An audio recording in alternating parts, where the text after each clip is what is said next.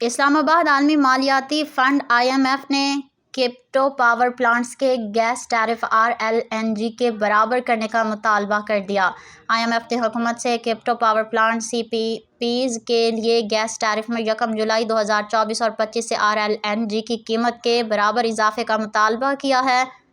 تاہم وزارت توانائی کے سینئر حکام نے دی نیوز کو بتایا کہ ملک کی صنعت جو کرپٹو پاور پلانٹس چلا رہی ہے کا یقیناً اس طور پر سخت رد عمل ہوگا، لیکن حکومت کے پاس کرپٹو پاور پلانٹس کے لیے گیس کی قیمت RLNG کی قیمتوں کے برابر بڑھانے کے سوا کوئی چارہ نہیں بچا۔ جیسا کہ CPPs کی کارکردگی 30-35% ہے اور زیادہ تر CPPs سوئی صدرن نیٹ ورک میں نصب ہیں جن کی گیس ٹیرف میں اضافہ کیا جائے گا۔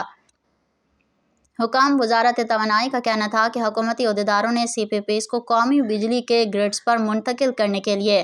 IMF سے دسمبر 2024 تک کا وقت مانگا تھا، جیسا کہ ان میں سے بہت سے نیشنل گرڈ سے منسلک نہیں ہیں، لیکن IMF اس بات کا پرزور دے رہی ہے کہ 1 جولائی 2024 سے لاگو ہونے والے RLNG کی قیمت تک ان کے ٹیرف میں اضافے کے ساتھ یہ کام جون 2024 تک مکمل ہونا چاہیے۔